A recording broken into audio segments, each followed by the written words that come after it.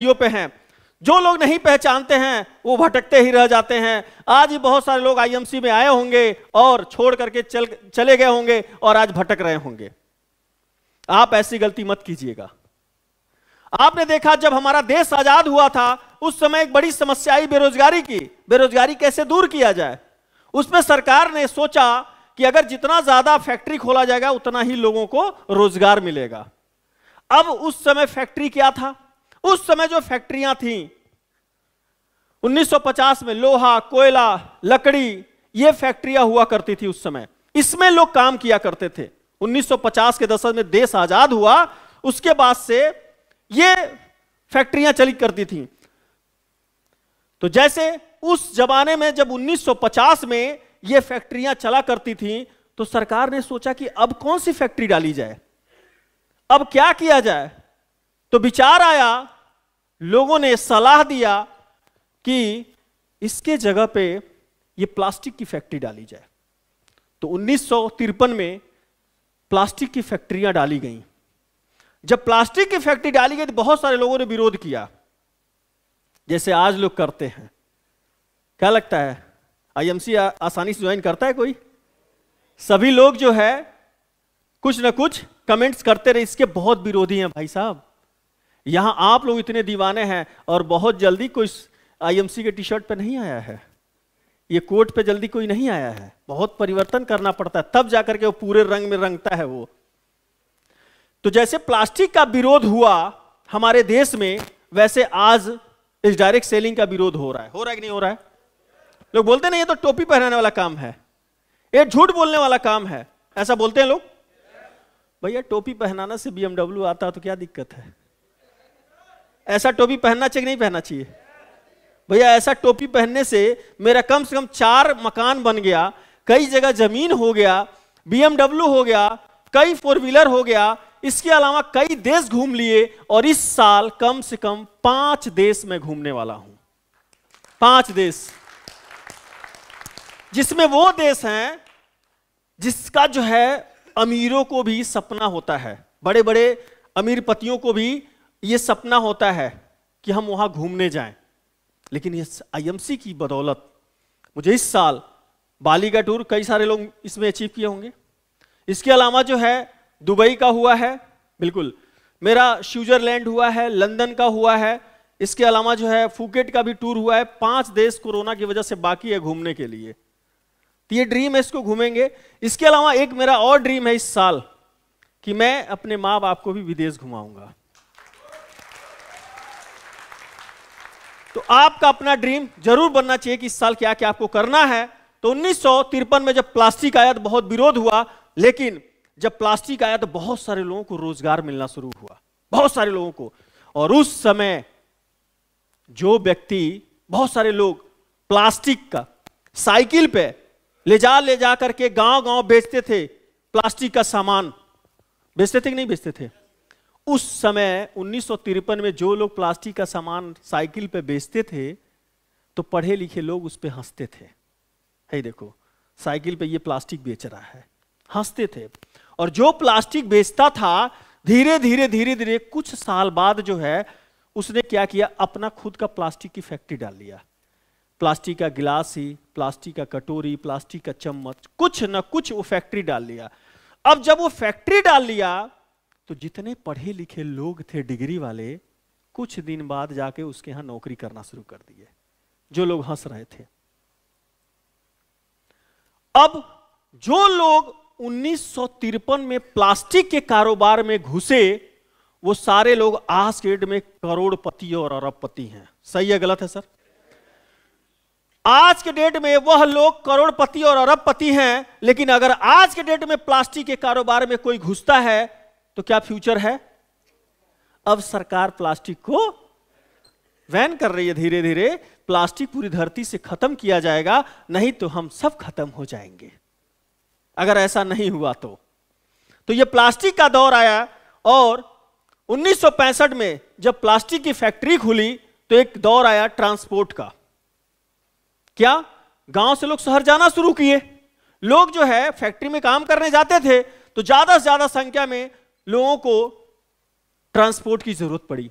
उस समय जिन लोगों ने एक टेम्पू भी खरीद लिया, क्या एक ऑटो भी खरीद लिया और शहर से, गांव से शहर तक बस लोगों को पहुंचाने का काम किया, वह लोग उस जमाने में जो ट्रांसपोर्ट लाइन में घुसे, उन लोगों के आज के डेट में हजार हजार बस चल रही हैं, ट्रक चल रहा है। लोगों का कारोबार जो है हवाई जहाज से, पानी की जहाज से, एक देश से दूसरे देश में ट्रांसपोर्ट का काम हो रहा है। सही है गलत है सर? उस समय जो लोग ट्रांसपोर्ट में घुसे आज करोड़पति और अरबपति हैं, लेकिन आज के डेट में अगर कोई घुसता है इस लाइन में तो शायद चलना बहुत मुश्किल है। बहुत बुरा हाल है ट्रांसपोर्ट का। जिन लोगों ने 2, 4, 10 बसें निकाल रखी हैं उसका किराया नहीं भर पा रहे हैं कोरोना में। सही है गलत है? क्या इस ट्रेंड में जाने की जरूरत है इस समय? ये समझने की जरूरत है। तो ये जो है, जब 1975 आया, जब गाड़ियां ज्यादा चलेंगी तो क्या जरूरत पड़ेगा? ऑयल का। जब ऑयल की जरूरत पड़ी तो उस जमाने में लोग चौराहे पे गैलन में बेचा करते थे। चौराहे चौराहे पे जो लोग चौराहे पे गैलन में डीजल पेट्रोल बेचा करते थे, कुछ दिनों बाद वो लोग अपना खुद का पेट्रोल पंप खरीद लिए, खुद का पेट्रोल पंप खोल लिए। और इस टाइम जिन लोगों ने इस इंडस्ट्री में अपना पैर रखा, वह लोग आज की डेट में करोड़पति और अरबपति हैं। ये मैं ध्यान से समझिएगा इस बात को, अभी बात समझ में आ जाएगी आप लोगों को कि आप लोग जिस इंडस्ट्री में लगे हैं उसका फ्यूचर क्या है। ये बात आपको बड़े आसानी से समझ में आ जाएगा। तो ये जो है ऑयल के कारोबार में जो लोग घुसे आज करोड़पति और अरबपति हैं। उसी तरह से एक समय आया 1985 में, कंप्यूटर का टाइम आया। इस समय जिसको थोड़ा सा भी कंप्यूटर चलाना आता था तो भारत की सरकार उसको दामाद की तरह इज्जत देती थी। कंप्यूटर में जो लोगों को भी थोड़ा सा नॉलेज था उनको नौकरी अच्छी मिलती थी, बड़ा सम्मान मिलता। अरे इनको कंप्यूटर चलाने आता है। सरकारी विभाग में लोगों को कंप्यूटर की ट्रेनिंग दी जाती थी। उस जमाने में जो लोग कंप्यूटर लाइन में घुसे आज करोड़पति और अरबपति हैं। लेकिन आज कंप्यूटर के बहुत सारे मास्टर हैं, सॉफ्टवेयर, हार्डवेयर, सब तरह के जानकार हैं कंप्यूटर के। लेकिन आज जो समस्या है कि एक से एक टैलेंट होने के बावजूद भी 10,000 20,000 की नौकरी के लिए मोहताज हैं। सही है गलत है? हमारे बहुत सारे टैलेंटेड हमारे युवा साथी इसमें बैठे होंगे जो कंप्यूटर के बहुत मास्टरमाइंड होंगे, लेकिन आज अगर 20,000 की भी नौकरी ढूंढी जाए तो शायद मिलना मुश्किल है। तो आज इसमें हमें 1995 में क्या आया? टेलीकॉम जो सेक्टर आया उसमें एसटीडी पीसीओ आपने देखा होगा, हर चौराहे पे एसटीडी पीसीओ, हर चौराहे पे एसटीडी पीसीओ। 1995 में एक दौर था, जो लोग इस लाइन में घुसे करोड़ों रुपया कमाए और वो राजा बन गए, खूब दबा के पैसा कमाए।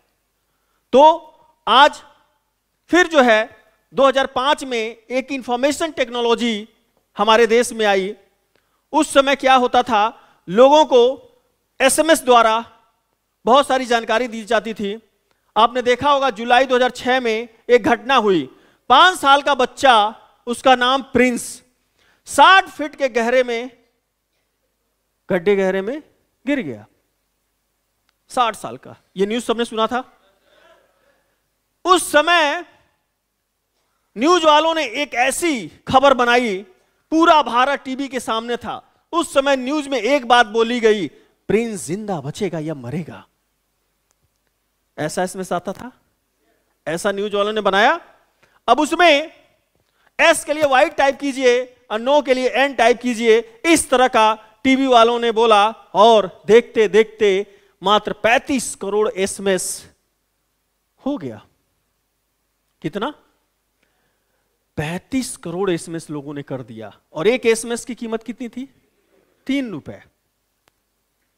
3 रुपए एक एसएमएस। इतना सारा पैसा उन लोगों के पास आ गया और उसमें से 2-4 करोड़ जो है उस बच्चे को भी उन लोगों ने दे दिया था उस समय। और इतना, तो ये एक दौर था। उसके बाद आपको यह समझने की जरूरत है कि समय से अगर आप जगेंगे तभी जाकर के आप अपना कैरियर को बना पाएंगे। आज समय पर सही काम करने से कामयाब हुआ जा सकता है। क्या आज जो आप लोग काम कर रहे हैं सही काम कर रहे हैं? समय से कर रहे हैं? तो जब सही काम पकड़े हुए हैं और इसका फ्यूचर है, और यहीं से BMW, मर्सिडीज, जैगुआर, हेलीकॉप्टर और प्राइवेट जेट सब कुछ आ सकता है, तो इस काम को आराम से करना चाहिए।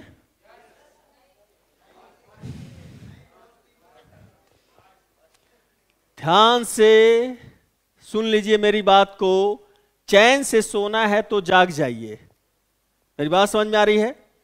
न्यूज पे आता था पहले एक न्यूज, और बोलता था चैन से सोना है तो जाग जाइए।